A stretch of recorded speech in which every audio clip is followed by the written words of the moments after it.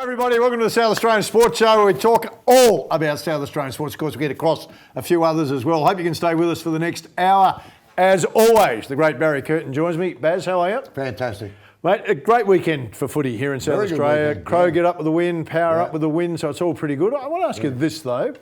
Crows have a win by 1 point. We're up and about. Port have a win by 1 point. We're up and about. But then you pick the papers and you listen to the scribes and is one win more important than the other? Because it kind of looks like the Crows' win was much more important because it was unexpected over Melbourne that hadn't lost a game.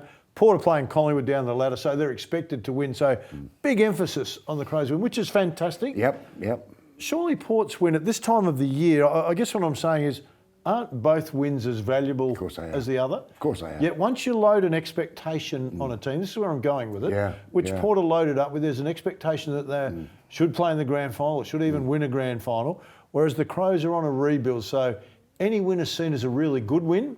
On this side, unless it's a good win, that's not good enough. Slow starts, this is bad, Charlie Dixon, only good thing he did was a smother. I heard all the negative stuff and I thought to myself, hang on a minute, whether you're a Port supporter, Crow supporter, whichever way you're going, both wins are good wins because we play to win. So is the margin that important? Am I seeing it wrong? Two different, no, you're seeing it spot on. Of course, the Crows' victory is great for their morale and whatever. Magnificent for their morale. Port's victory puts them at 7-3. Around about mid-year. You know, if you had said you at the start of the year, you're 7-3, mate, at the half, I'll take that. Thank you. No worries at all. You know, they're different games of footy, but they're both 4-pointers. Port's 4 points is to keep them in touch with top four and whatever. The Crows, they would have had a goal at the start of the year. They want to win 6. 7 games. Well, they're on track. So they're both very important. But they're both different games of footy, mate. Totally different games of footy. The Crows Melbourne was more of an open game. Collingwood played a defensive style of game, which is not attractive for viewers and spectators. They played what you call keepies off. We keep the footy, so make you defend. So every time we get the footy, we stop, we chip it over there, we chip it over there. So you're doing all the running all day. It's not a pretty spectacle. No. So the games were totally different. So based on that though, did Nathan Buckley do a really good job coaching Collingwood with a younger group?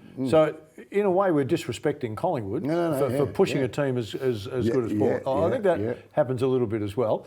Hey, on a good note, I want to talk, not that they weren't good notes, but I'm just trying to make people aware that wins are important. It doesn't matter what the margin is, as long as you win. It doesn't matter who you're playing, as long as you win. Hence, you know, Crows, if the Crows had a loss to Melbourne, everyone would have thought, that should have happened. If Collingwood had to beat Port, it would have been a disaster. That's right. So it's just amazing how that expectation changes the way that we view things. While we're talking about changing views on things, Phil Mickelson, 50 years old, lefty, wins the PGA. That's right. You know, you go, wow, the last one he won, of course, was 2013 when he won the British. So it's been a while, but the crowds going to watch him win it were phenomenal. Unbelievable. And I think it was 1968, a guy was 48, was the oldest at that time. So he now becomes the oldest at 50. Are we starting to see in some areas, and we've talked about this, be it coaching, be it competing, that sometimes age doesn't matter. Well, mate, you know what and in golf, it could be an advantage. Well, you know what it is. Tiger started it. Was that fitness regime. So now I'm the fittest man on the tour.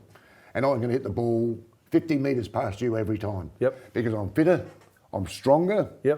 Well, Phil and these other guys in their 30s and 40s are going, hang on a minute. If I don't do this, I'm going to fall way behind. So everybody's now into that fitness. Look at Phil. Phil's ripped. For a 50-year-old. He's in terrific nick. That's right. So nothing's no John Daly there. Well, you don't lose your talent. You know, you might lose a bit of fitness. You might lose it. Well, not anymore. No. Everybody on tour, there might be a couple that don't, but everybody to a man almost now works so hard in the gym to improve their game. And it's worth this is going to happen again. A lazy 2.7 mil for his That's win. right. That'll get him through the year. Well, probably take his career earnings to 50 million or something or whatever. It's amazing, mate, isn't it? There's still time. I'm saying there's still time for you. Oh, I know. You know, you're out on the course, your back's good. There's only 2 things stopping me. Yes?